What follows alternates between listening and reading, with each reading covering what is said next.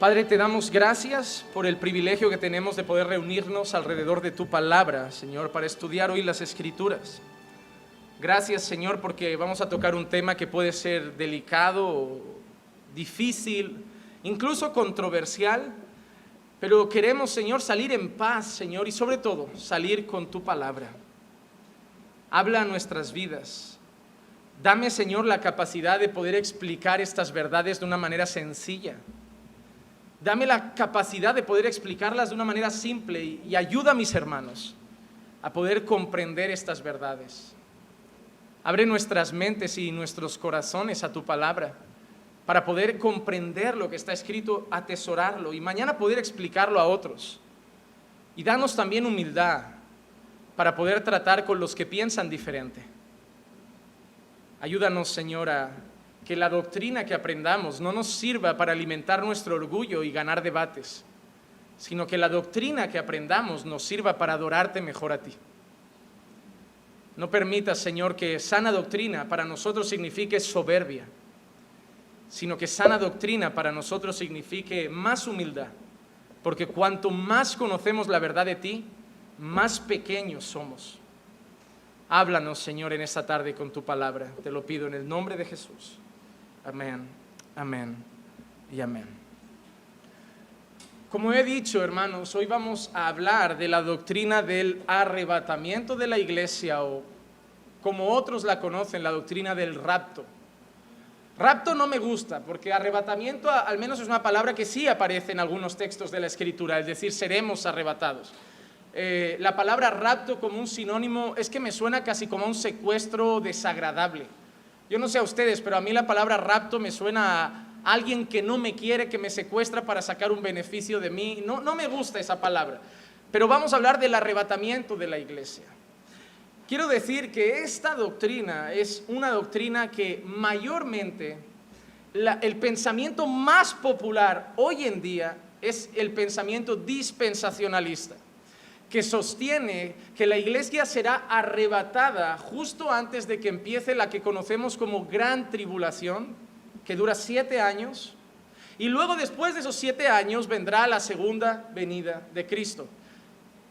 Piensan que esas personas sostienen que nosotros, por ejemplo, no veremos al anticristo, que será justo después de que la iglesia sea arrebatada, porque en teoría el Espíritu Santo lo detiene y con el arrebatamiento de la iglesia el Espíritu Santo será quitado y entonces lo que detiene al anticristo será quitado y el anticristo obrará y empezará la persecución masiva contra la iglesia y la iglesia ya no será perseguida en unas regiones, sino que será perseguida por el mundo entero y habrá una serie de sucesos que, bueno, la iglesia no pasará porque ya no estará aquí, entonces quien pasará eso serán los malos creyentes que no han estado vigilantes y se han quedado en el rapto.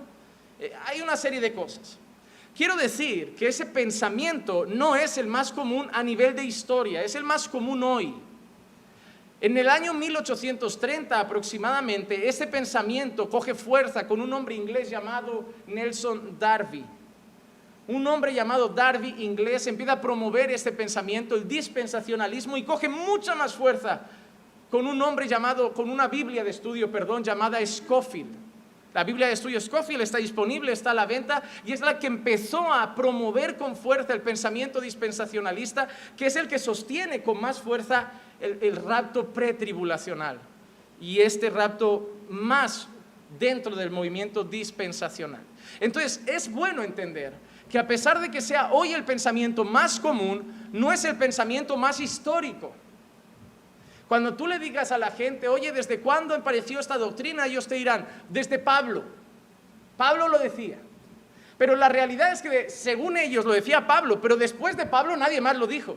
Porque si tú lees escritos, y los hay, esto no es ficticio, esto no me lo invento yo, si tú lees textos de padres de la iglesia, de creyentes, de teólogos del siglo II, del siglo III, del siglo V, nadie hablaba de eso. Parece que después de Pablo nadie más lo entendió hasta el 1830. Y eso, hermanos, es preocupante. Pensar que nosotros desde el 1830 hemos averiguado lo que Pablo quiso decir, pero por 1800 años nuestros hermanos han estado ciegos y pensando otras cosas. El pensamiento más común a lo largo de la historia, el más común, siempre ha sido que la iglesia será arrebatada en un único evento, la segunda venida de Cristo. Y que Cristo no vendrá una media vez antes. Entonces, pero el problema es que si yo solo hablo de historia, tampoco puedo sostener mis creencias, porque puede ser realmente que la iglesia se haya equivocado. ¿Por qué no? La iglesia estuvo ciega mucho tiempo, en tiempos de la iglesia católica romana, donde cobraba tanta fuerza hasta la reforma protestante, hubieron tiempos de tiniebla, de oscuridad, en que prácticamente el pueblo cristiano estaba ciego, hasta que volvieron la luz. La luz volvió al pueblo cuando la escritura y el evangelio volvieron a resurgir. Así que puede ser, venga, vamos a poner que durante 1000 años, 1800 años la iglesia se ha equivocado. Así que lo que quiero hoy no es que creamos en lo que debemos creer por la historia. No quiero decir, pues mira, como esto empezó hace poco, pues ya no lo creo porque no tiene mucha historia. Quiero que creamos lo que creamos por la palabra. Por la palabra. Y yo sé algo, que después de esta enseñanza, que es controversial, que por más de 150 años no hay puntos en común, no creo que yo hoy resuelva todas las dudas y provoque que todo el mundo crea lo mismo. No espero realmente eso, sé que no va a pasar, pero tengo que defender mis convicciones, tengo que defender lo que creo a la luz de la palabra, y sí que espero que personas que no sabían mucho del asunto y puedan comprender con Biblia estas cosas con más profundidad. Así que lo que vamos a hacer es ahora ir a la Escritura y vamos a ir de esta forma. He cogido los textos que más suelen utilizar para justificar el pensamiento del rapto pretribulacional y los textos que ellos usan para hablar de ese rapto. Yo voy a intentar explicarlos de manera que creo que hablan de la segunda venida de Cristo. O sea, no voy a coger otros textos. No es, ellos usan esos y el pastor ha usado esos. No, lo voy a hacer de otra manera. Voy a usar los que ellos usan y voy a mostrar cómo creo que se han equivocado en sus interpretaciones. Y esto es peligroso, porque entre ese grupo está, por ejemplo, MacArthur. Y tú ponte Juan Manuel a decirle a MacArthur que se ha equivocado. Me da mucho respeto. Pero eso también me prueba algo. MacArthur no es infalible. Ningún pastor ni teólogo es infalible. Igual que mañana alguien me puede enseñar a mí porque yo no soy infalible. Y eso es algo bonito, hermanos. Saber que hay cosas y fundamentos en la Biblia que no son discutibles. Yo no me siento a discutir sobre la Trinidad. Para mí es fundamental y es clara en las Escrituras. Pero hay temas difíciles, hermano. Y la escatología es uno, y debemos ser humildes. Y yo, miren, me comprometo a algo. Hoy voy a exponer el pensamiento, como he hecho todas estas semanas, sobre escatología que tengo. Pero, si en mis siguientes años de ministerio sigo estudiando, descubro más material en nuevos libros y vuelvo a creer de otra forma, vendré, pediré disculpas y expondré el error que tuve. Porque debemos ser humildes. Eso no me hace peor pastor. Eso me hace un hombre que va aprendiendo cada vez más con la ayuda del Señor. Pero esto que creo, tengo plena convicción ahora mismo de que es la verdad.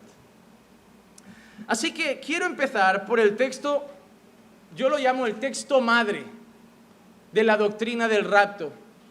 Primera carta a los Tesalonicenses, capítulo 4, versículo 17. Entonces nosotros, los que estemos vivos y que permanezcamos, seremos arrebatados juntamente con ellos en las nubes al encuentro del Señor en el aire, y así estaremos con el Señor siempre. Los dos textos más utilizados para hablar del arrebatamiento, del rapto secreto, porque ojo, yo no sé si saben mucho de ese rapto, pero siempre dicen que es secreto. ¿Han visto películas como Dejados atrás? Me gusta la frase de Paul Washer cuando dijo, lo único dejado atrás en la película fue la Biblia. Porque la idea es que se va a quedar la ropa, ¿verdad? Es como, habría un piloto que era creyente y de golpe se irá, se quedará la ropa y el avión se estrellará, los coches entrarán en colapso, esas películas apocalípticas. Entonces la idea de ellos es que será secreto, ¿verdad? Que será como en menos de un parpadear ya no estamos. No habrá ruido, no habrá aviso, será en un abrir y cerrar de ojos, como ladrón en la noche. Siempre son esos textos. Y los dos más utilizados son 1 Tesalonicenses 4, 17 y luego uno que está en 1 Corintios 15, 50 al 53. Entonces nosotros, los que estamos vivos y que permanezcamos, seremos arrebatados juntamente con ellos en las nubes al encuentro del Señor en el aire, y así estaremos con el Señor siempre. Ahora quiero hacer solo 2 preguntas. ¿Dice que seremos arrebatados, sí o no? ¿Existe arrebatamiento, sí o no? Eso es innegable. Yo no vengo a decir que no creo en el arrebatamiento. Mi pelea no está en no creer en el arrebatamiento. Hay mucha gente que va por ahí diciendo, los reformados no creen en el arrebatamiento, Juan Manuel no cree en el arrebatamiento. Mentira, yo creo en lo que dice la Escritura, por eso creo en la predestinación, no como ellos, que dicen, yo no creo en la predestinación, es calvinista, pero tienes que arrancar un montón de versículos de la Biblia que hablan de escogidos, predestinados, elegidos, y yo no voy a hacer eso. Así que creo en el arrebatamiento porque está en la Biblia. Mi dilema es, ¿cuándo será el arrebatamiento? Entonces, otra pregunta, ¿alguno de ustedes ya habían hablado sobre el arrebatamiento con este versículo? ¿Sí? ¿Le habían usado este versículo alguna vez para hablarles del rapto? ¿Seremos arrebatados? Ok, mi pregunta siempre va a ser en todos los textos es si esto habla de un evento antes de la segunda venida de Cristo o si esto habla de la segunda venida de Cristo. Este es el texto que suelen utilizar para hablar del arrebatamiento secreto antes de la segunda venida de Cristo. Primera carta a los Tesalonicenses 4, 17. Pero un versículo o un texto sacado de contexto, ¿qué crea? Un pretexto. Para asegurarnos de qué habla un texto hay que hablar de qué habla el texto entero. Así que vamos a hacer una lectura un poco más grande, ¿vale? No solo un versículo, porque ahí puede haber confusión. Vamos a leer primera carta a los Tesalonicenses, capítulo 4, pero vamos a leer del 13 al 18. Y verán que yo he marcado algunas palabras. Pero no queremos, hermanos, que ignoréis acerca de los que duermen. La expresión de los que duermen es una expresión que saben que la Escritura habla mucho de la gente que está muerta ya. Que está muerta. Dice, para que no os entristezcáis como lo hacen los demás que no tienen esperanza. Porque si creemos que Jesús murió y resucitó, así también Dios traerá con él a los que durmieron en Jesús. Por lo cual os decimos esto, por la palabra del Señor. Escuchen, que nosotros los que estamos vivos y que permanezcamos hasta la venida del Señor. Y yo quiero que se queden con esa palabra que marqué, hasta la venida del Señor. Porque vamos a ver cómo esa expresión venida del Señor siempre hace referencia a la segunda venida de Cristo. Pero por si tenemos dudas vamos a seguir leyendo. Hasta la venida del Señor no precederemos a los que durmieron. Y mire que decía justo el versículo de antes del 17. Está hablando de la venida del Señor. ¿Y cómo describe la venida del Señor en el 16? El Señor mismo descenderá del cielo, ¿cómo? Con voz de mando, con voz de arcángel y con trompeta de Dios. ¿Dónde está el secreto? ¿Dónde está el silencio? ¿Dónde está ese misterio que nadie verá, nadie escuchará, nadie sabrá y la gente desaparecerá? Si la expresión que usa Pablo para referirse a esa venida del Señor es con voz de mando, con voz de arcángel y con trompeta de Dios, que es la misma expresión que usa para hablar de la segunda venida de Cristo como una venida en las nubes, gloriosa y que todos verán y oirán. Entonces dice que vendrá con voz de mando, con voz de arcángel y con trompeta de Dios, y los muertos en Cristo se levantarán primero. Entonces nosotros, los que estemos vivos y permanezcamos, seremos arrebatados.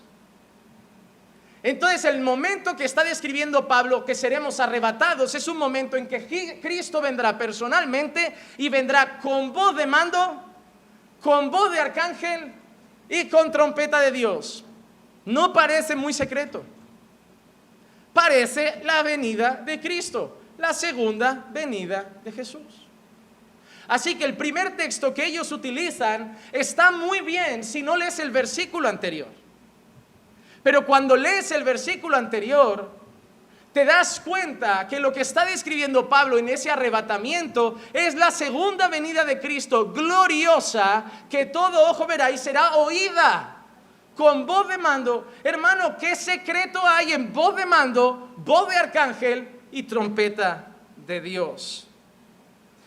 Así que primera carta a los Tesalonicenses 4:17 habla de un arrebatamiento en la segunda venida de Cristo. Primer texto de ellos, y esa creo que es la correcta interpretación.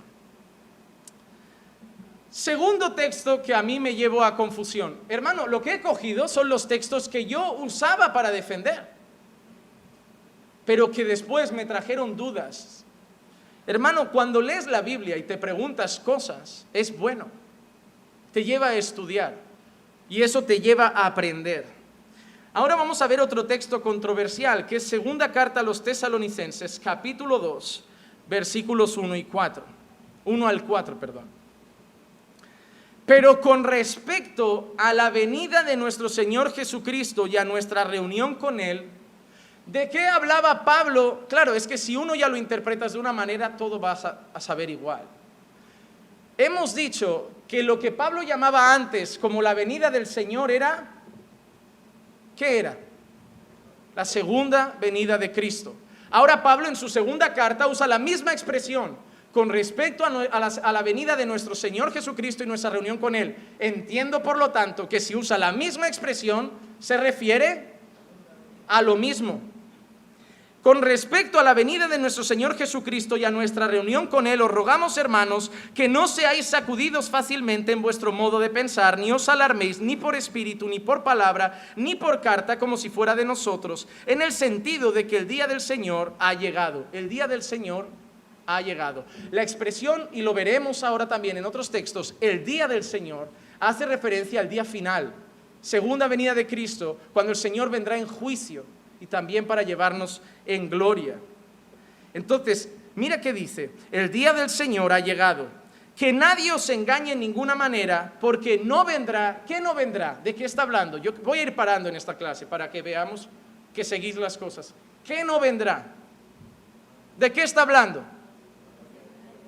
El del día del Señor, de la segunda venida de Cristo. Dice, no vendrá sin que primero venga la apostasía y sea revelado el hombre de pecado, el hijo de perdición, el cual se opone y se exalta sobre todo lo que se llama Dios o es objeto de culto, de manera que se sienta en el templo de Dios, presentándose como si fuera Dios. Él dice que la segunda venida de Cristo no llegará sin que antes pase la apostasía y se presente ese inicuo, el anticristo. El anticristo. Versículo 8 del mismo capítulo, segunda carta a los Tesalonicenses 2:8. Y entonces será revelado ese inicuo, a quien el Señor matará con el espíritu de su boca y destruirá con el resplandor de su venida. ¿Qué dice que el Señor va a hacer con ese inicuo, el anticristo? Lo va a matar. Y ellos piensan, y bien pensado, que el Señor lo matará en la segunda venida, cuando acabará con él. Pero aquí está hablando Pablo: a los creyentes no os alarméis, porque antes de que el Señor venga, ¿por qué? ¿Qué pasaba con los creyentes? Estaban preocupados. ¿Y si el Señor viene ya? ¿Y si viene hoy? Si leen las cartas verán que había gente que había dejado de trabajar. Por eso Pablo dice, el que no trabaje, que no coma. Porque hay gente que, como se está diciendo, el Señor viene, ha dejado el trabajo y vive en casa de los hermanos comiendo de prestado, solo diciendo que como el Señor viene, ¿para qué buscar trabajo? Y Pablo lo reta y dice, hermano, no anden, que hay algunos por ahí que andan metiéndose en la vida de otros sin nada que hacer. Yo les digo que el que no trabaje, que no coma. No era que necesitaran algo, es que estaban pensando que como el Señor venía no valía la pena ponerse a trabajar y que mejor ir picoteando de la casa ajena, ya esperando los últimos días. El Señor, como ve que la iglesia de los tesalonicenses está alarmada por la segunda venida de Cristo, el Señor les dice, tranquilos, que la segunda venida de Cristo no se va a dar sin que antes pasen una serie de cosas, entre ellas que venga la apostasía y se manifieste el anticristo, ese inicuo, al que el Señor luego matará con su mismo poder. Entonces, hermanos, en ningún momento el Señor les está diciendo que ellos no lo verán. En ningún momento les está diciendo que ellos no estarán en la tierra cuando ese inicuo se manifieste. Solo les está diciendo que estén tranquilos, porque hasta que el Señor venga, tienen que pasar esas cosas. Tiene que haber apostasía, el anticristo debe aparecer. Pero Él no les está diciendo que ellos no estarán para verlo. Porque Él está hablando todavía de la segunda venida del Señor. Y saben que ellos estarán hasta la segunda venida del Señor. Ellos dan por hecho que ellos, antes de ver a su Señor, tienen que ver al anticristo y la apostasía suceder. Aprovecho para decir, y esto se podría tratar más a fondo, pero voy a seguir con el tema, que uno de los pensamientos históricos de qué detiene que el anticristo haga lo que le dé la gana es la democracia, las leyes. Las leyes es lo que permite libertad religiosa. Las leyes es lo que nos permite tener culto. Déjame decirte, ¿qué se está apretando cada vez más para que sea más difícil adorar a Dios? Cada vez más no nos dejan hablar de un tema, nos prohíben hablar contra el movimiento LGTB, nos prohíben esto, las normas para abrir un templo cada vez más difíciles, hasta que al final en todo el mundo sea prohibido y no podamos reunirnos, adorar a Dios con libertad. Es un pensamiento, hay varios, pero en ningún momento, tú dirás, ya, pero esto no habla de leyes, pero tampoco habla de Espíritu Santo, eso es nuestro pensamiento, pero no lo ha mencionado, lo hemos dado por hecho. Eso es lo que muchos pasa, y a mí me pasaba, y hablo por mí, no por otros que piensan así, por mí. A mí me había dicho mi pastor que eso era el Espíritu Santo, y aunque ahí no pusiera Espíritu Santo, yo pensaba que si mi pastor decía que era el Espíritu Santo, tenía que ser el Espíritu Santo, pero en ningún momento da por hecho eso. Otro texto que a mí me han enseñado para decir la iglesia no pasará la gran tribulación es este.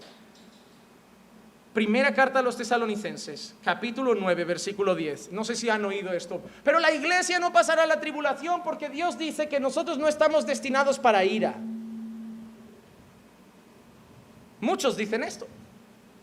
¿No ves? Pablo dice, nosotros no estamos puestos para ira. Ahora te pregunto, ¿pone para ira o para tribulación?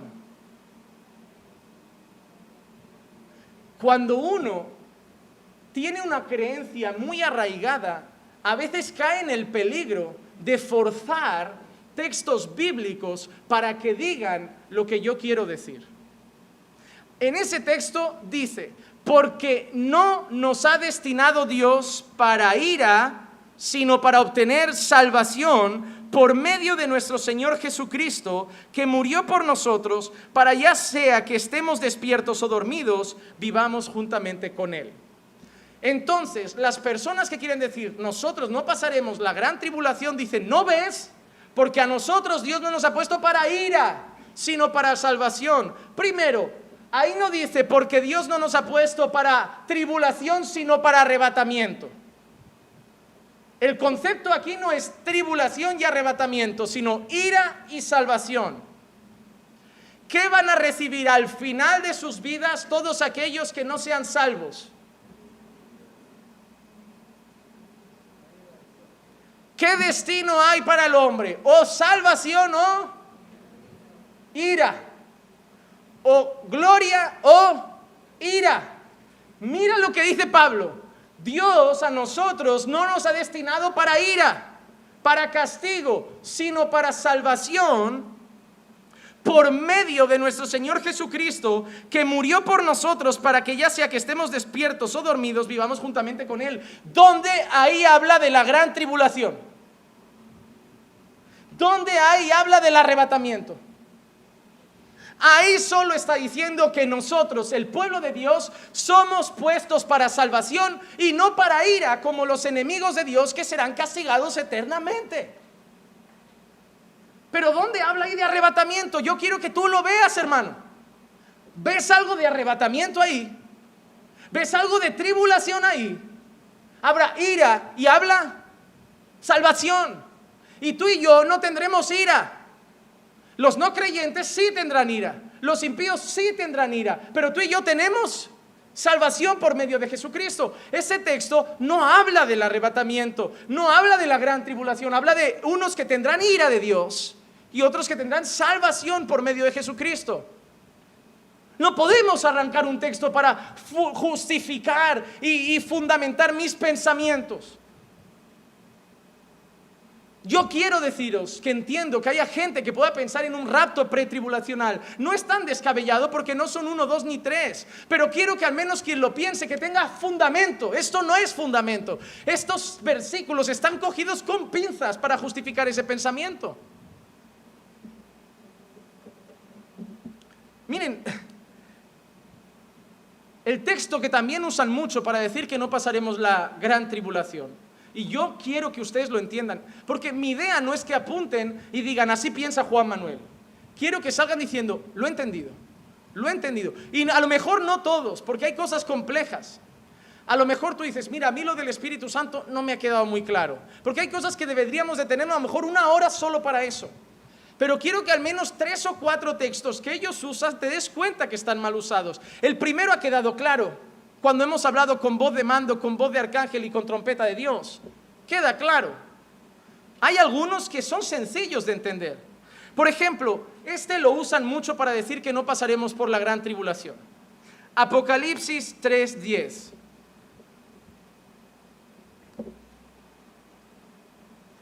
Porque has guardado la palabra de mi perseverancia, yo también te guardaré de la hora de la prueba, esa hora que está por venir sobre todo el mundo para poner a prueba a los que habitan sobre la tierra.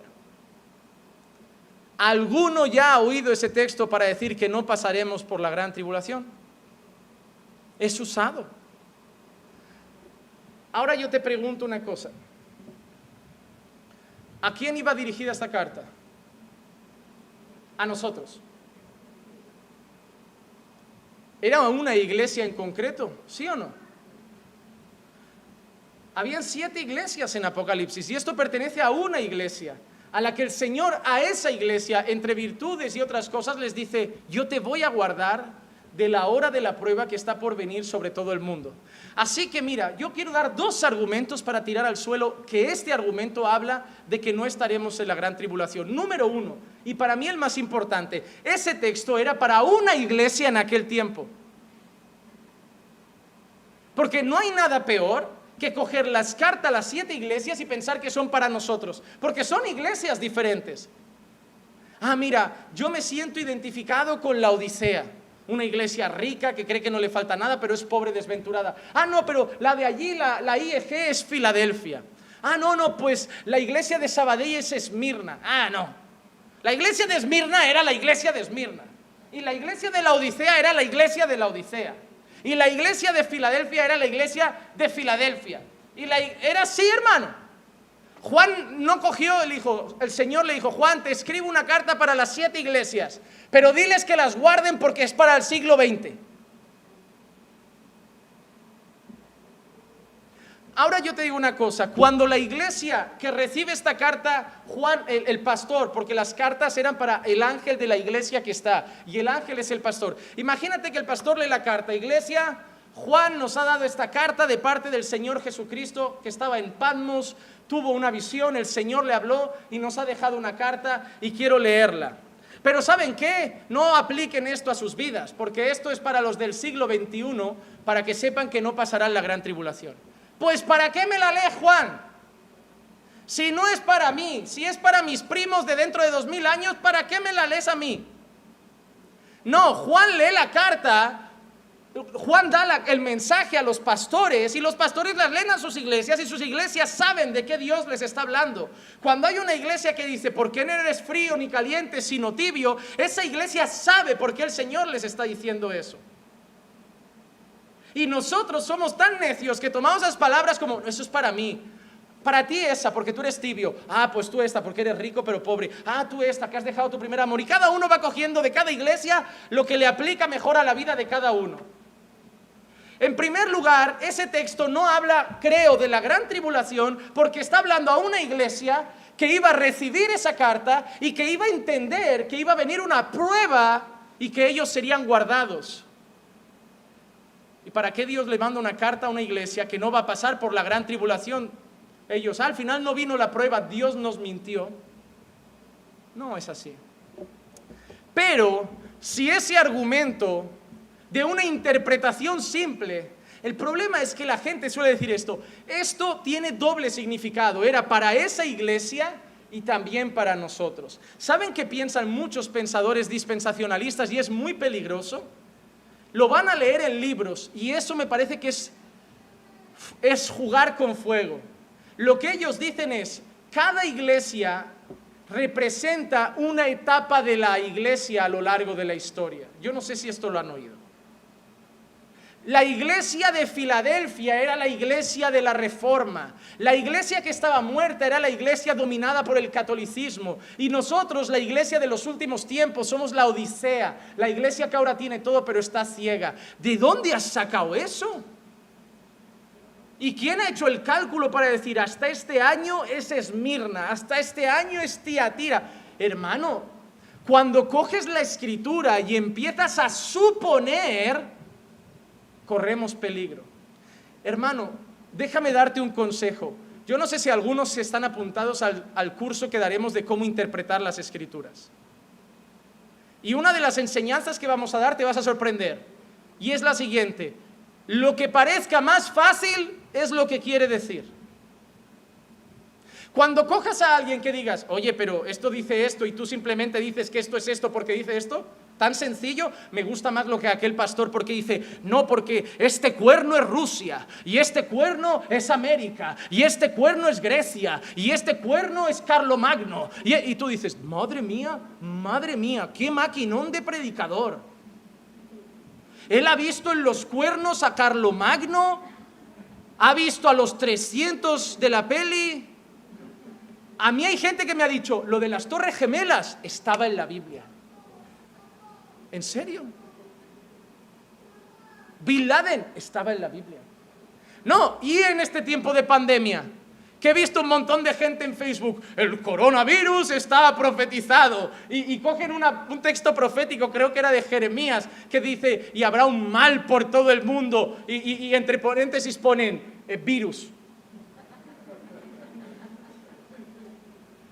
Cae una bomba en Siria y van a las escrituras. No, mira, aquí hay un versículo en Isaías. Y Siria será reducido al polvo. Cada vez que cae una bomba en Siria, y ya llevan 20.000 años poniendo ese versículo.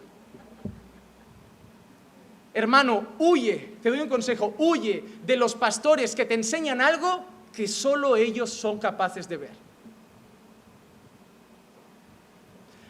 El Señor Jesús, el Espíritu de Dios nos ha dado una palabra que tanto tú y yo la podemos entender.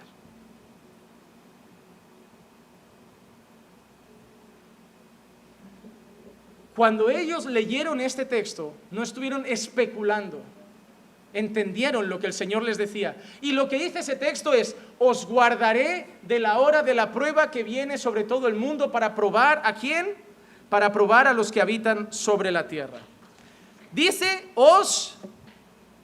¿qué hará con ellos? Te guardaré. Dice, te quitaré. Dice, te arrancaré. Dice, te arrebataré. Dice, La palabra guardar, ¿a qué os suena? ¿A cuidar? ¿A qué más? A proteger. Mira qué sencilla es la Biblia. Dice arrancar, arrebatar, quitar. ¿Qué habéis entendido?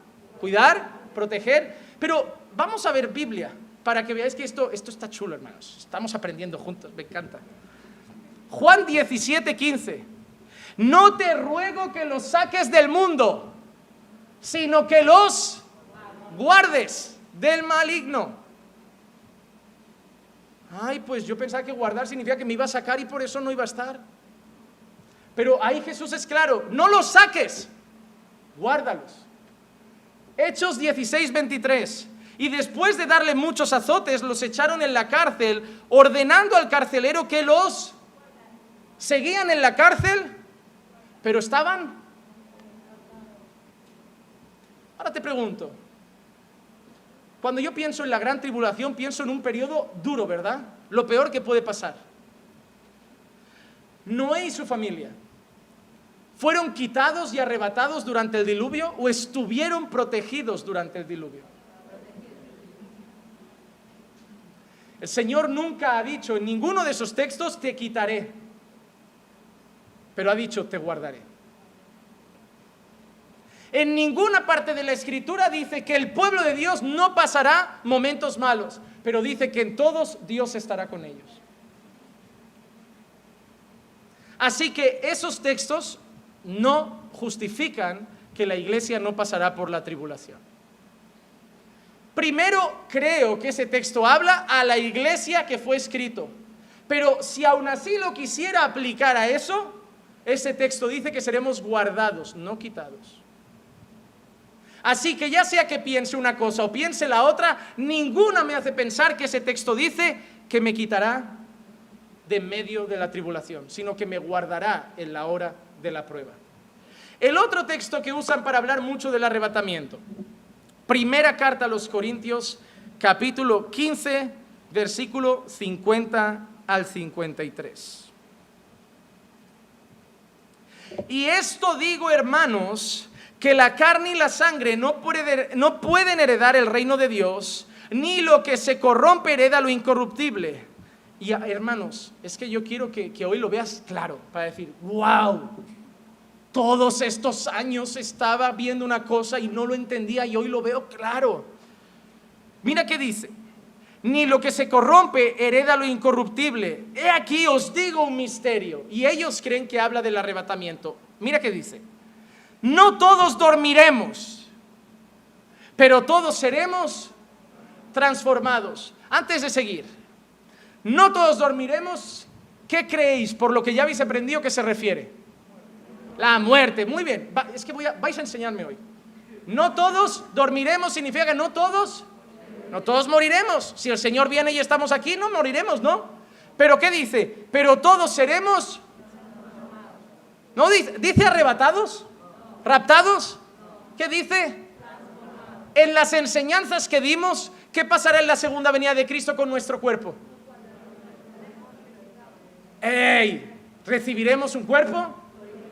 ¿Qué está diciendo Pablo? Cuando venga el Señor, os digo un misterio. No todos dormiréis, porque si Él viene y estáis, no dormiréis, no llegaréis a morir. Pero hay algo que tanto los muertos como vosotros tendréis en común. Todos seremos transformados. Ah, pero eso habla del arrebatamiento, porque ahí también resucitarán unos y nosotros... Vale, ¿tú crees que es el rapto? Sigamos leyendo. En un momento, ¿has visto? En un momento. En un abrir y cerrar, ¿has visto? En un parpadeo. ¿Pero qué lee ahora, campeón? Ay, que se me cayó mi teoría al suelo. A la final trompeta. A la final trompeta. Porque la trompeta sonará. Y los muertos resucitarán incorruptibles y nosotros seremos transformados. Porque es necesario que esto corruptible se vista de incorrupción y esto mortal se vista de inmortalidad. ¿Qué final trompeta? Apocalipsis 10:7. Sino que en los días de la voz del séptimo ángel, cuando esté para tocar la trompeta, entonces el misterio de Dios será consumado. Ahí está hablando de qué trompeta, la séptima, la última trompeta, lo que Pablo llama la final trompeta. Y dice Apocalipsis que cuando esté para tocar esa trompeta, el misterio de Dios será... ¿Qué significa consumado? Se habrá acabado, tocará la final trompeta y todo estará. ¿Cuándo dice que seremos transformados? ¿A la final? ¿Y qué pasará al final? La segunda venida de Cristo. Ay, que no era el rapto. Y que estaba escrito, lo que no querían que lo leyerais.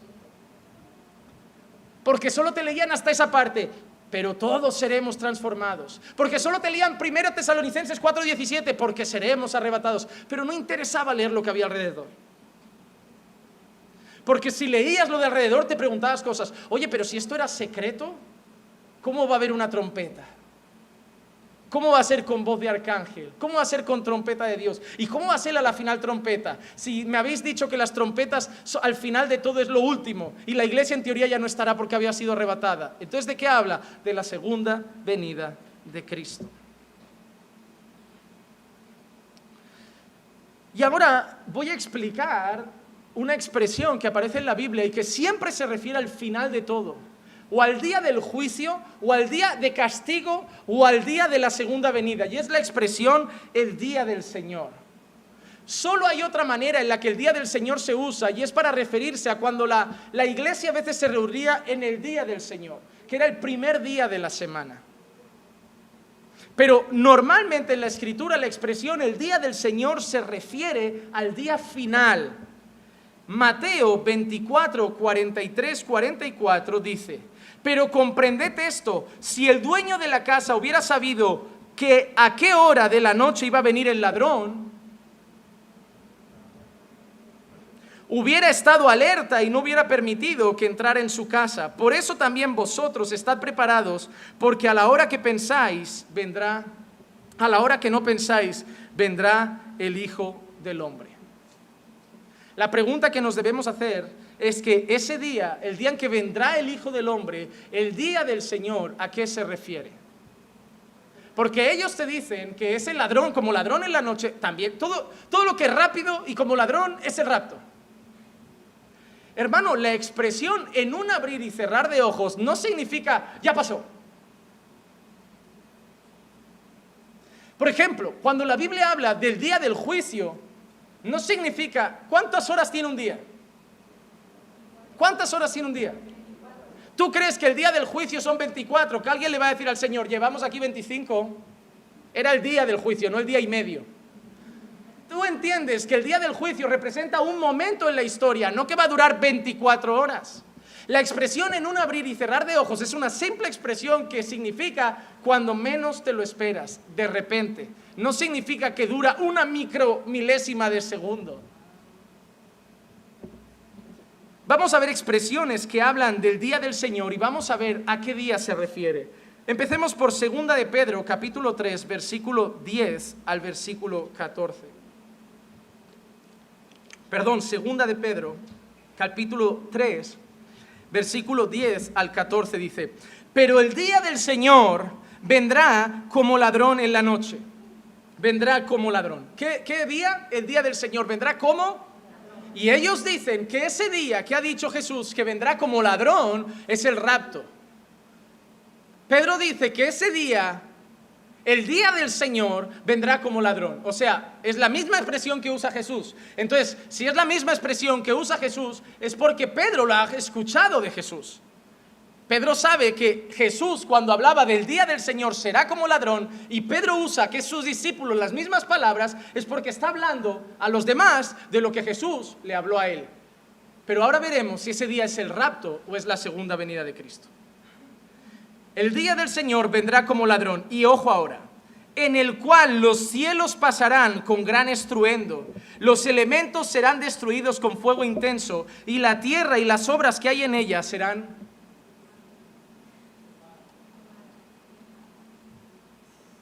Yo no sé si eso pasará después del rapto, porque eso en teoría pasa al final. Dice: puesto que todas estas cosas han de ser destruidas de esta manera, ¿qué clase de personas no debéis ser vosotros en santa conducta y piedad, esperando y apresurando la venida del día de Dios, en el cual los cielos serán destruidos por fuego y los elementos se fundirán con intenso calor? Pero según su promesa, nosotros esperamos nuevos cielos y nueva tierra en la cual mora la justicia. Y ahora vamos a jugar a lo que me gusta, atar cabos con la Biblia. Tú ya lo sabes esto. ¿Cuándo serán los cielos nuevos y la nueva tierra? ¿Después del rapto? Después de la segunda venida de Cristo. Al final de todo esto, como dijimos, será quemado, purificado y recibiremos cielos nuevos y nueva tierra. Entonces ha dicho, el día del Señor, que vendrá como ladrón en la noche, justo cuando eso pase, la tierra será quemada y nosotros recibiremos cielos nuevos y tierra nueva. ¿A cuándo se refiere? Segunda venida de Cristo. Así que entonces, si Pedro usa la misma expresión que su maestro, cuando Jesús dice, el Señor vendrá como ladrón en la noche, ¿a qué se refiere Jesús? A la segunda venida de Cristo. Hermano, la Biblia es clara. Primera carta a los Tesalonicenses, capítulo 5, versículo 1 al 3. Ahora Pablo, mira qué expresión usa.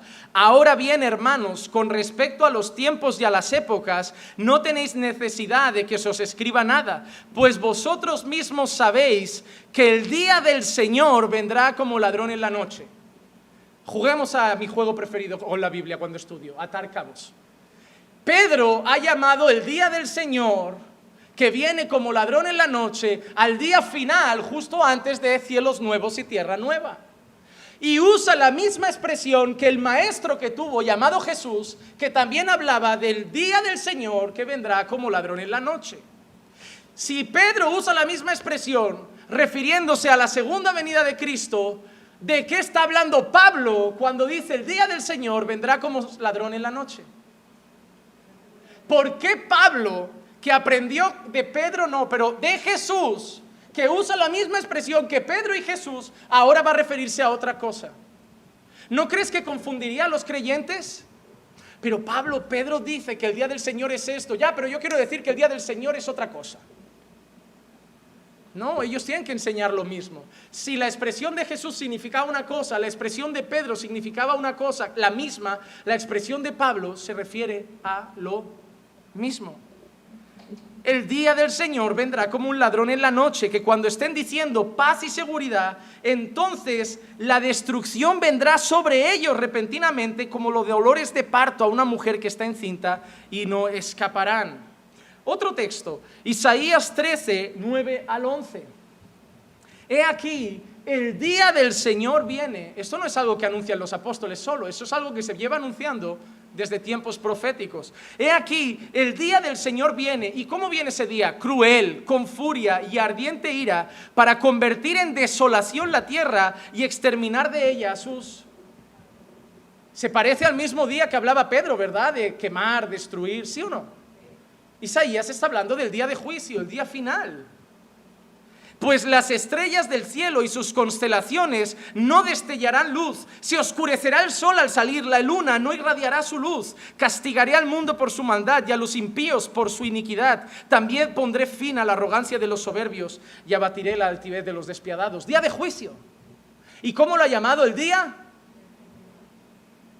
Entonces, ¿por qué Pablo cuando dice el día del Señor vendrá como ladrón en la noche es el rapto y no ese día? Porque ahora a Pablo le apetece hablar al revés que el resto de la Biblia. No.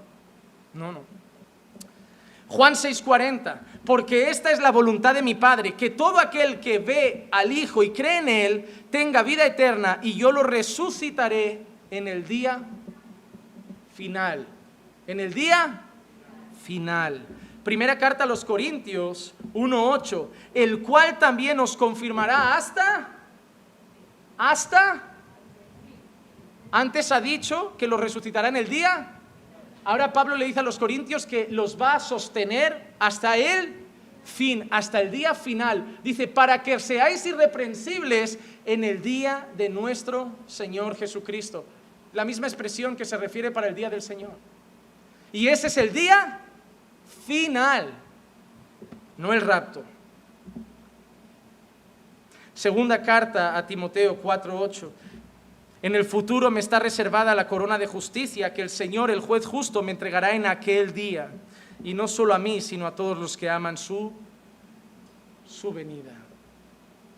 Su venida. Va quedando claro, hermanos. Yo sé que a lo mejor es un poco chocante, porque lleváis años pensando una cosa y ahora de golpe se está cayendo al suelo el castillo teológico que teníais. Pero te digo, alégrate. Yo he pasado por eso, es súper duro. Es súper duro tener una base doctrinal formada y de golpe empezar a leer y que... Uy. Sobre todo porque a nadie le gusta pensar que ha estado engañado. Cuando yo pensaba que las lenguas de Hechos eran los Ramambaya, yo me asusté cuando seguí leyendo por mi cuenta y dije, uy, estos son idiomas. Yo pensaba que cuando pedíamos lenguas como de fuego era otra cosa y aquí estas lenguas como de fuego eran idiomas. Hermano, es doloroso cuando empiezas a descubrir cosas, pero luego es como un bálsamo, Porque ahora ya no vas a hablar diciendo, así dice mi pastor, eso es lo que me han enseñado. Ahora vas a decir, lo entiendo, lo puedo explicar. Hermano, yo he estado del otro lado. Yo cuando empecé a leer todos estos textos solito en casa y a estudiarlos con libros, a mí me dolía. A mí me pasó una cosa muy parecida a Sugel Michelén. Sugel Michelén cuenta, mira, Sugel Michelén dice que era tan dispensacionalista, ahí me siento identificado, que él llegaba a pensar prácticamente que si tú no creías en eso, no eras creyente. Y te voy a decir algo, hay personas que porque digo que no creo en un rapto pretribulacional, me llaman falso profeta. A mí hay gente que ha dicho, no vayáis a escuchar a Juan Manuel, que él enseña que el rapto no es antes, que pasaremos por la tribulación, tiene un espíritu de confusión.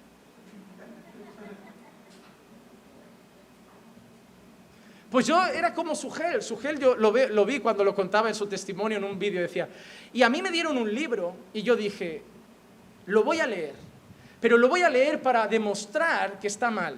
Lo voy a leer y voy a poner notas en plan, está equivocado, está equivocado, está equivocado. Y Sugel dice, qué desastre cuando acabé el libro. Cuando yo leí ese libro, porque dije, no, si le ha pasado a Sugel, pues a lo mejor él no ha sido muy listo y yo sí que consigo desmontarlo. Cuando leí el mismo libro dije, ¿para qué narices me he metido en esto?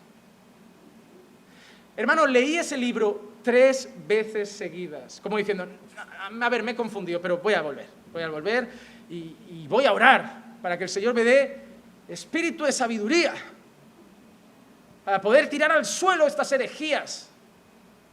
Y lo vuelvo a leer y dije, es que tiene mucho sentido, qué rabia. Ahí dije, una tercera vez. La tercera va la vencida. Si el Señor resucitó a la tercera, yo a la tercera desmonto el libro. No, hermano.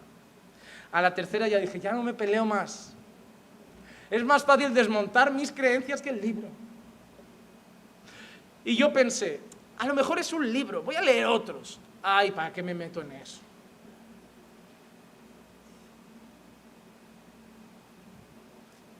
Pero lo que me pasó ahora es que antes de enseñar esto otra vez, porque hace tiempo teníamos un vídeo en YouTube de este tema, que lo quité porque fue muy criticado y en aquel momento me preocupaba mucho la opinión de las personas.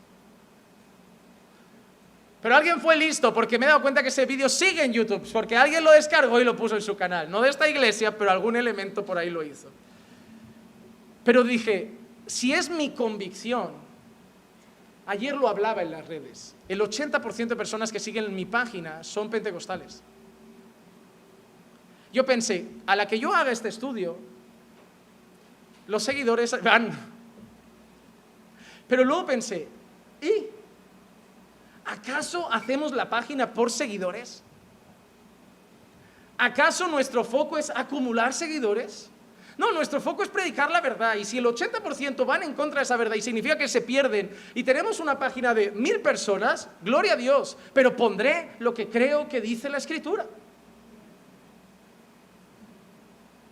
Y dije, voy a hacer otra vez esa enseñanza. Primero porque hay mucha gente que cuando la di en la iglesia no estaba. Ha venido mucha gente nueva y me gozo de cómo veo la iglesia, parece un domingo. Porque da morbillo cuando son estos temas, yo lo sé, uno ha dicho, hoy salgo de casa, esto tengo que escucharlo. Luego si digo, vamos a hablar de otra cosa, ya hoy me quedo, en casa estoy cansado. ¿Cómo sois, ¿Tú sabías que eso funciona en las redes? Uno cuando estudia marketing lo sabe. Dependiendo del título que pones a un vídeo, lo ve más gente o menos. Si yo pongo la doctrina de la segunda venida de Cristo, se ve un poco, pero digo, si pongo el falso rapto secreto de la iglesia, la gente, ¿cómo? Sois morbosos. Voy a inventarme títulos para que vengáis y luego diré, pues hoy vamos a hablar de otra cosa. Voy a hacerlo al revés, voy a hacer eso y de golpe diré, pues hoy hay culto de oración. A veces lo he pensado, hermanos. Llegaréis un martes y diré, hermanos, hoy me ha dado por cambiar los cultos. El jueves haremos el estudio, hoy vamos a hacer oración. O lo hago un domingo. Solo quiero decirte, hermano, que cuando nosotros vamos a mirar la palabra, lo peor que podemos hacer es ir con una idea preconcebida. Porque vamos a procurar que la palabra diga lo que mi idea quiere que diga. Pero debemos ser humildes para entender que somos muy pequeños y que la mayoría de los que estamos aquí somos muy nuevos en la fe y que tenemos mucho que aprender y que pueden habernos enseñado mal, no con malas intenciones. Ojo, no estoy diciendo que quien te enseñara eso era un falso profeta, no te estoy diciendo que quien te enseñara eso era un hereje, te estoy diciendo que era lo que aprendió, lo que cree como yo y lo enseñó con firmeza. Pero puede ser que estuviera en un error, como yo en muchas otras cosas, que solo sabré con el paso de los años. Pero necesitaba compartir esto, porque estábamos dando una serie de escatología, este tema es parte de la escatología. Y creo que es claro. Si yo dijera, tengo dudas, no lo sé, no lo haría, pero hermanos, no lo habéis visto claro. La Biblia no se ha mostrado clara. Y yo solo espero que si eso sigue pasando a los nuevos encaminando por fe, que de golpe empezáis a escuchar cosas y dices, uy, esto me suena, dadle una oportunidad a lo que escucháis. Pero sed siempre como los bereanos, que dice la palabra que eran más nobles, y que iban a su casa y cotejaban en las Escrituras si era verdad. No quiero que des por hecho que lo que aprendiste es correcto, y tampoco quiero que des por hecho que lo que estás aprendiendo es correcto. Quiero que todo lo que aprendas vayas a casa y lo cotejes con las Escrituras. Debemos ser así. Seguimos con otra cosa sobre la venida de Cristo, el día de su venida. La Escritura nos enseña que Jesús regresará de la misma forma como se fue. Hechos 1, del 9 al 11. Después de haber dicho estas cosas, fue elevado mientras ellos miraban, y una nube le recibió y le ocultó de sus ojos. Fue elevado mientras ellos miraban. ¿Ellos vieron irse a Jesús, sí o no? Lo vieron, ¿verdad? Ok, dice.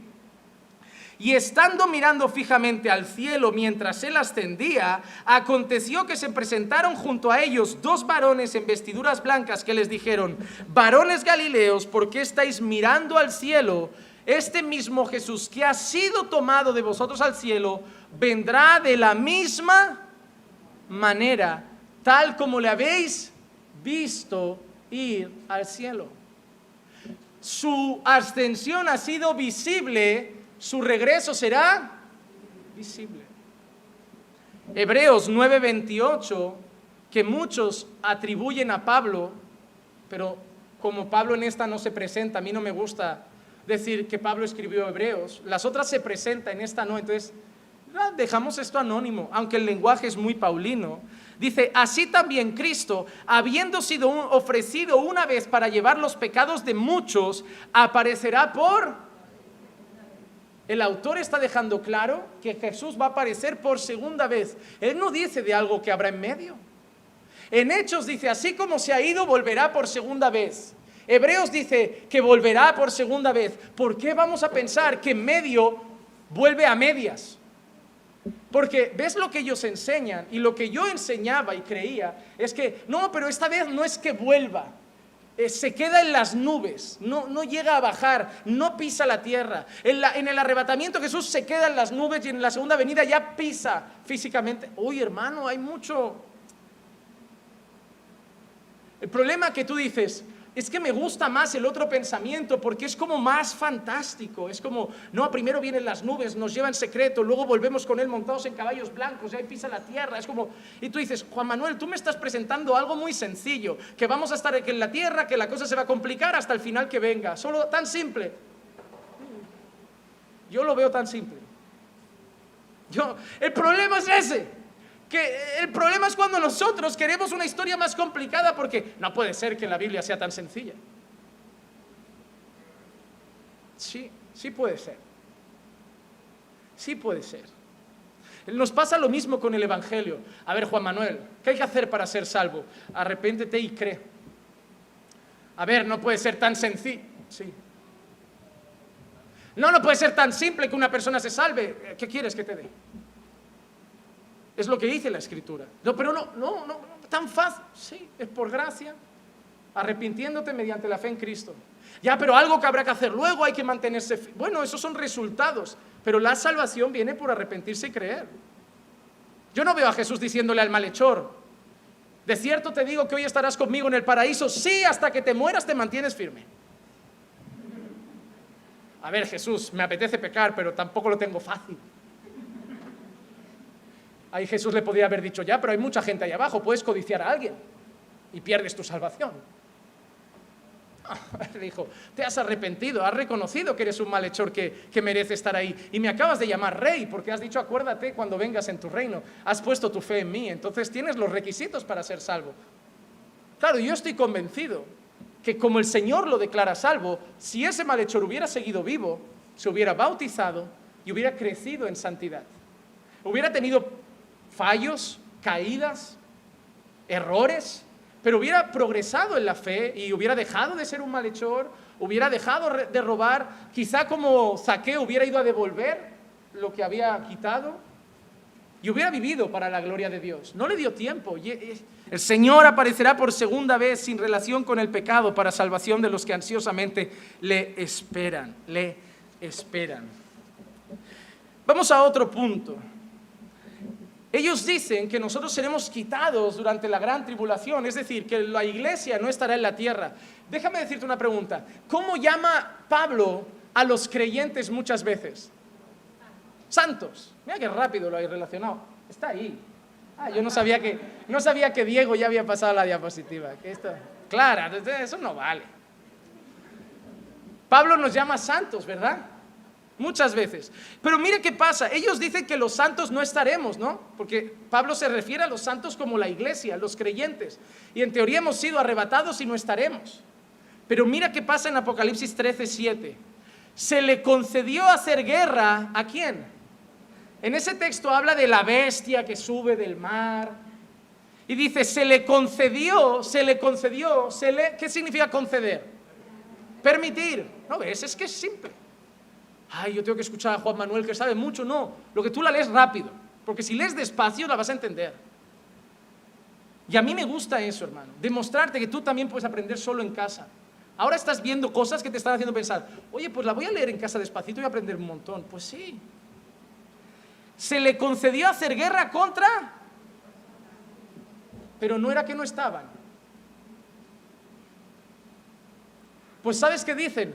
Que esos santos son los malos creyentes, los que no estaban firmes y se quedaron castigados en la tribulación.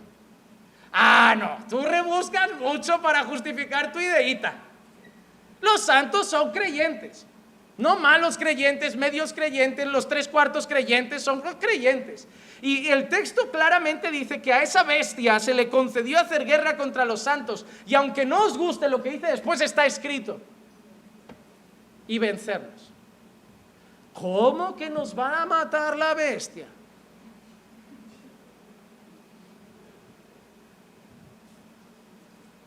Dios se complace en la muerte de los santos. Eso está en la Escritura. ¿Cómo? No me gusta. Mi Dios es un Dios de amor, nunca haría sufrir a un hijo. Yo no quiero creer como ese sinvergüenza de Juan Manuel que hace pensar a la gente que Dios, que es mi Padre, nos va a hacer pasar por lo peor. Ves a decírselo a los que fueron quemados en una olla hirviendo en el Coliseo. Ves a decírselo a los que fueron comidos vivos por leones en el Coliseo. Ves a decírselo a los apóstoles. No, tú eres el ojito derecho. A ti, a la mínima que llega un poquito de dolor, te quita de en medio. No, yo echo fuera todo sufrimiento. No, hermano. Porque a vosotros se os ha dado no solo el creer en Él, sino también el sufrir por Él. Pablo dice, porque llevo en mi cuerpo las marcas de Cristo. Hermano, toda la Biblia habla de que el creyente va a sufrir. Va a sufrir. Se les concedió hacer guerra contra los santos y vencerlos, y se le dio autoridad sobre toda tribu, pueblo, lengua y nación. ¿Por qué voy a pensar que esos santos son malos creyentes o creyentes que se han convertido en el tiempo de tribulación? No, es la iglesia que va a estar ahí. Y en ese momento la iglesia será perseguida y muchos morirán. Porque todas las otras veces que la Biblia habla de los santos, en el mismo libro de Apocalipsis se refiere a los creyentes. 3 referencias rápido.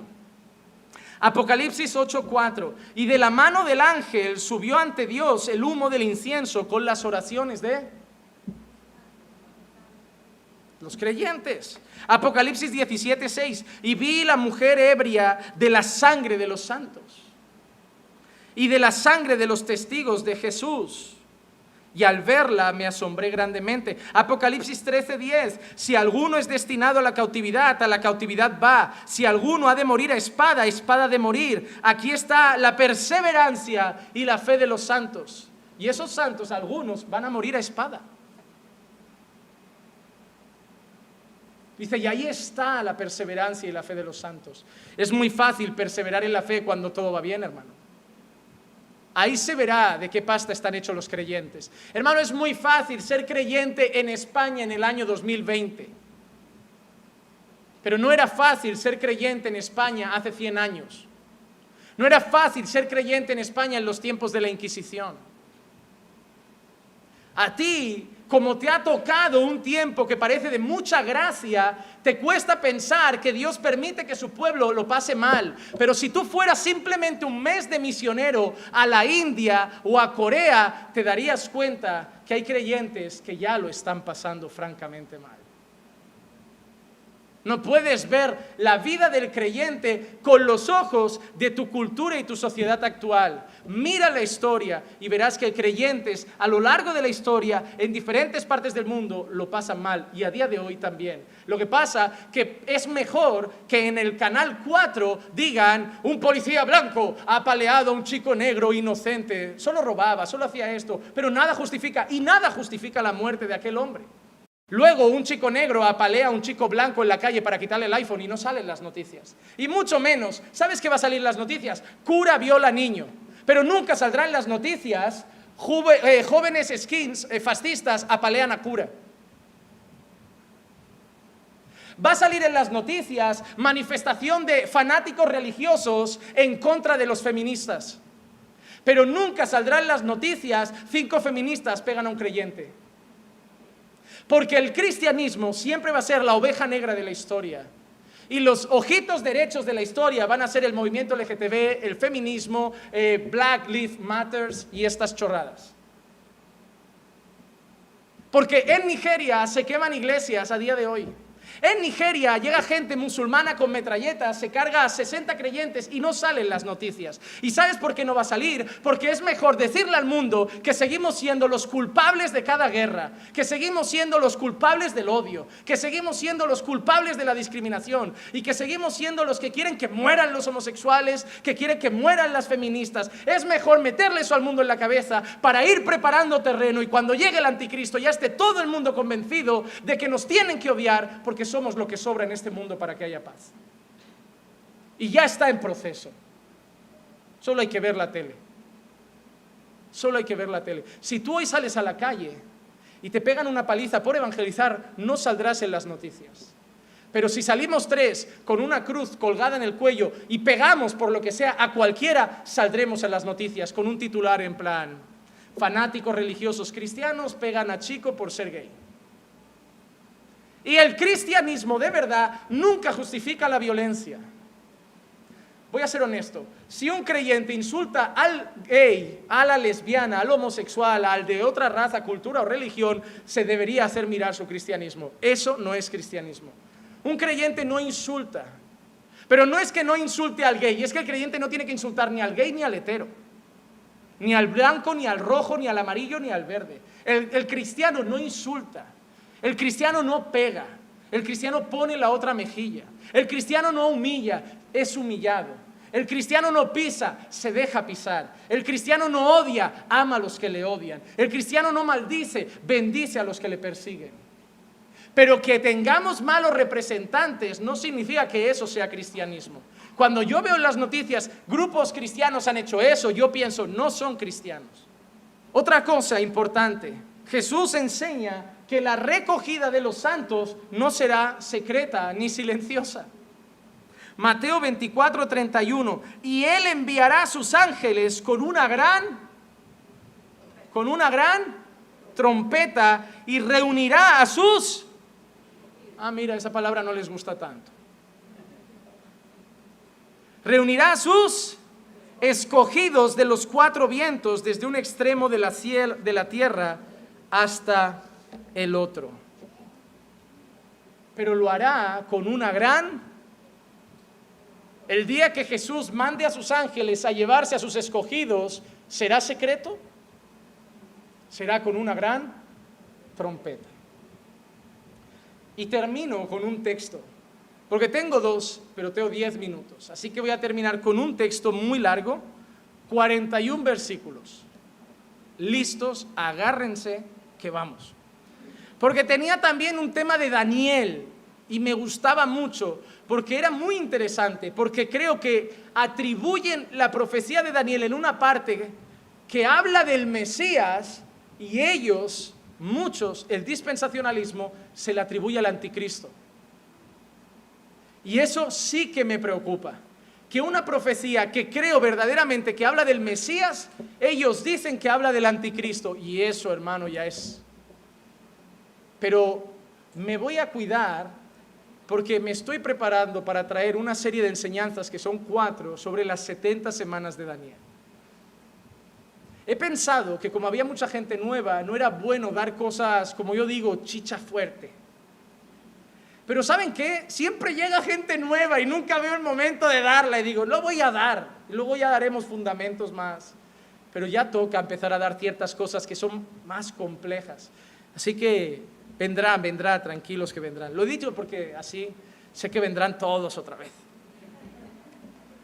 Mateo 24, versículos 3 al 44, lo conocemos como el sermón escatológico de Jesús, porque es Jesús hablando de cómo serán las últimas cosas. No me voy a entretener mucho, simplemente lo voy a leer para finalizar y decirles de lo que creo que está hablando. Solo les quiero dar una imagen de cómo leer este texto. El Señor Jesús habla de cómo se darán las últimas cosas. Llega como al final y vuelve a empezar. Y llega como al final y vuelve a empezar. El capítulo 24 no es progresivo. Habla de un mismo evento, pero lo divide en secciones. Vamos a ver, versículo 3 en adelante. Y estando él sentado en el monte de los olivos, se acercaron los discípulos en privado diciendo, dinos cuándo sucederá esto y cuál será la señal de tu venida y de la consumación de este siglo. ¿Qué le han preguntado a los discípulos? ¿Cuándo será el qué? Ellos quieren saber 2 cosas. 2 cosas le han preguntado. ¿Qué cosas? Tu regreso, ¿verdad? Segunda venida. ¿Cuándo será tu venida? ¿Y cuándo será la consumación de los siglos? O sea, tu venida y el final de las cosas. Todo pasará al final. Los discípulos le preguntan a Jesús, dinos cuándo pasará esto. ¿Cuándo terminará todo? ¿Cuándo vendrás y se acabará la historia? Y Jesús responde. Respondiendo Jesús les dijo, mirad que nadie os engañe, porque muchos vendrán en mi nombre diciendo yo soy el Cristo y engañarán a muchos. Jesús ya empieza a decir detalles de cómo serán las cosas. Cuidado, van a venir muchos falsos cristos. Y habréis de oír de guerras y rumores de guerras. Habrán guerras y rumores de guerra. Pero dice, cuidado, no os alarméis, porque es necesario que esto suceda, pero todavía... Vais a ver cómo es sencillo al final. Jesús, ¿qué ha dicho hasta entonces? Que vendrán falsos cristos, guerras y rumores de guerra. Pero Jesús les ha dicho algo, cuidado porque todavía... Ok, esos son el principio, ¿verdad? Seguimos leyendo. Porque se levantará nación contra nación y reino contra reino, en diferentes lugares habrá hambre y terremoto. ¿Ahora qué ha dicho que va a pasar?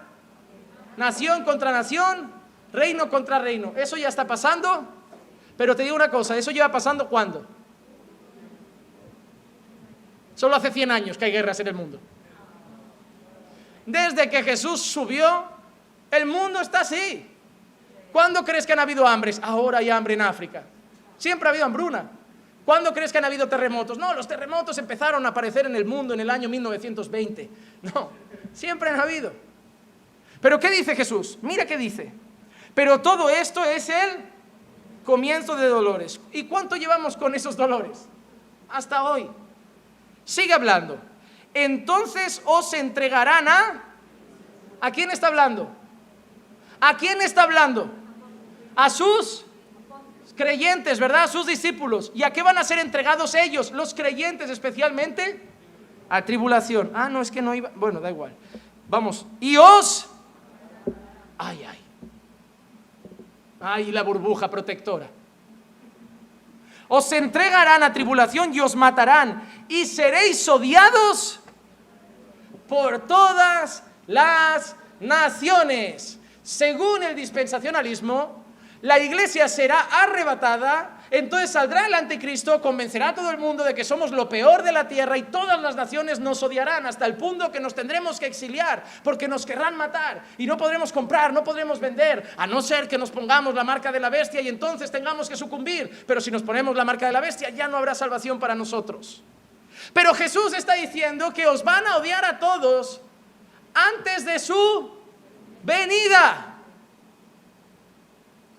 No ha dicho, seréis librados de que os odien, seréis librados de que os maten, seréis librados de la tribulación. Dice, no, hijos míos, os van a odiar todas las naciones. Muchos tropezarán entonces y caerán y se traicionarán unos a otros y se odiarán. Y se levantarán falsos profetas y a muchos engañarán. Y debido al aumento de la iniquidad, el amor de muchos se enfriará, porque el que persevere hasta el fin, ese será salvo.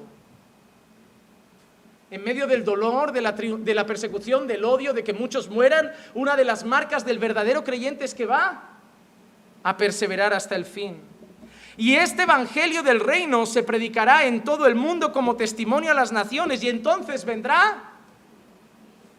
Jesús les ha dicho todo lo que va a pasar y entonces vendrá. No les dice que por medio se los va a llevar, que por medio los va a arrebatar, que por medio los va a quitar. No, Él ha dicho, esto va a pasar, estaréis ahí, os van a odiar, a muchos matarán, os traicionarán, harán cosas, se predicará en todo el mundo y entonces vendrá el fin. En ningún momento habla de un rapto. Todo eso lo pasará la iglesia.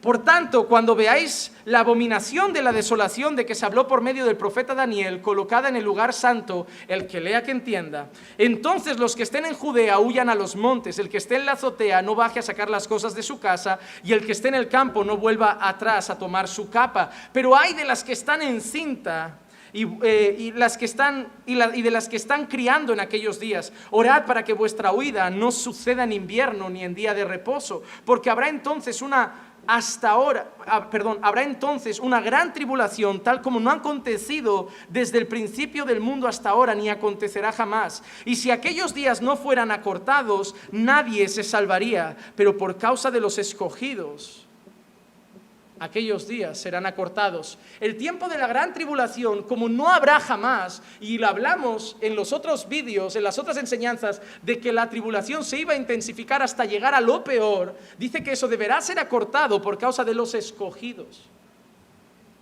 ¿Por qué? Porque estarán ahí. Y dice que si no lo acorto, es tan pesado que no aguantarán. Pero como mis escogidos estarán ahí en ese momento, como no ha habido otro, lo acortaré por ellos, porque si no, no aguantarán. Mira si va a ser duro lo que pasará. Claro que es difícil pensar, oye, nadie quiere entonces que eso nos llegue a nosotros, porque lo que describe es complicado. Estábamos cómodos aquí en Barcelona, pero yo no quiero llegar a eso. A quien le toque, el Señor mostrará su gracia. Mira que sigue diciendo.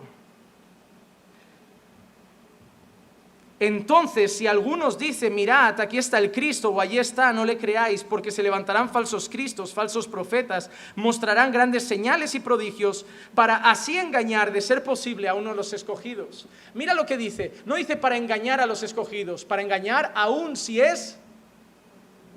fuera posible, engañaría a los escogidos, pero los escogidos no serán engañados. Ved que os lo he dicho de antemano. Por tanto, si os dicen, mirad, Él está en el desierto, no vayáis, o mirad, Él está en las habitaciones interiores, no les creáis, porque así como el relámpago sale del oriente y resplandece hasta el occidente, así será la venida del Hijo del Hombre. ¿Y qué hemos dicho que era esa venida?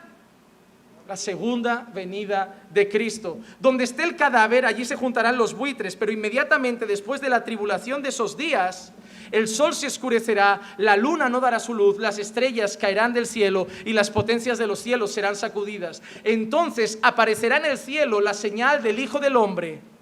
Y entonces todas las tribus de la tierra harán duelo y verán al Hijo del Hombre que viene sobre las nubes con poder y gloria. Verán al Hijo del Hombre que viene sobre las nubes con poder y gloria. Y Él enviará a sus ángeles con gran trompeta y reunirá a sus escogidos de los cuatro vientos, desde un extremo del cielo hasta el otro. Y de la higuera aprended la parábola. Cuando su rama ya se pone tierna y echa las hojas, sabéis que el verano está cerca. Así también vosotros, cuando veáis todas estas cosas, sabed que Él está cerca a las puertas. En verdad os digo que no pasará esta generación hasta que todo esto suceda. El cielo y la tierra pasarán, pero mis palabras no pasarán. Pero de aquel día, está hablando de la segunda venida, ¿verdad? De aquel día, la hora y el día nadie sabe, ni los ángeles del cielo, ni el Hijo del Hombre, sino el Padre. Porque como en los días de Noé, así será la venida del Hijo del Hombre. Dice que el día de la venida del hombre, ¿quién lo sabe el día? Pero si la venida del Hijo del Hombre es la segunda venida de Cristo, y son 7 años después del arrebatamiento de la iglesia secreto, yo entonces sí sé cuándo será la segunda venida. Hermano, si yo soy dispensacionalista y creo en el rapto, en el momento que seamos arrebatados, yo calculo 7 años y sé que Cristo viene. ¿Sí o no? Porque según ellos pasarán 7 años y será la segunda venida de Cristo. Entonces, para ellos lo que es misterioso es el rapto, pero la segunda venida de Cristo es calculable, porque dicen que es al final de 7 años.